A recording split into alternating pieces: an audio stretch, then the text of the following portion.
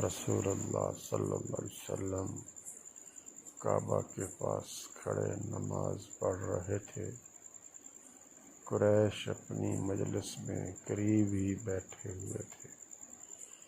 اتنے میں ان میں سے ایک قریشی بولا، اس ریاکار کو نہیں دیکھتے؟ کیا کوئی ہے جو فلاں قبیلہ کے ذبح کیے ہوئے اونٹ کا گوبر، خون اور اجڑی اٹھا لائے، پھر یہاں انتظار کرے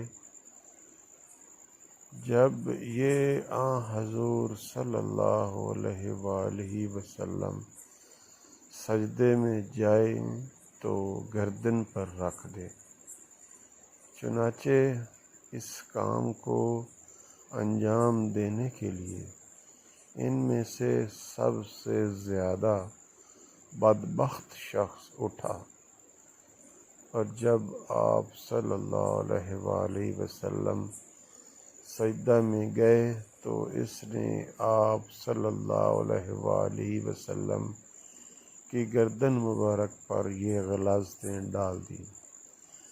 حضور صلی اللہ علیہ وآلہ وسلم سجدہ ہی کی حالت میں سر رکھے رہے۔ مشرکین یہ دیکھ کر ہنسے اور مارے ہنسی کے ایک دوسرے پر لوٹ پوٹ ہونے لگے۔ ایک شخص غالباً ابن مسعود رضی اللہ تعالی عنہ حضرت فاطمہ رضی اللہ تعالی عنہا کے پاس گئے۔ وہ ابھی بچہ تھیں۔ آپ رضی اللہ تعالی عنہا دوڑتی ہوئی آئیں۔ حضور صلی اللہ علیہ وآلہ وسلم اب بھی سجدہ ہی میں تھے۔ پھر حضرت فاطمہ رضی اللہ تعالی عنہا نے ان غلاظتوں کو آپ صلی اللہ علیہ وسلم کے اوپر سے ہٹایا اور مشرکین کو برا بھلا کہا۔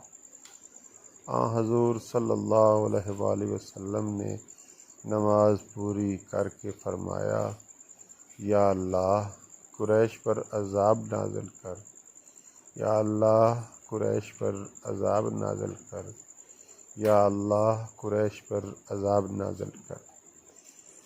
پھر نام لے کر کہا، خدایا عمرو بن ہشام، عتبہ بن ربیعہ، شیبہ بن ربیعہ، ولید بن عتبہ، امیہ بن خلف،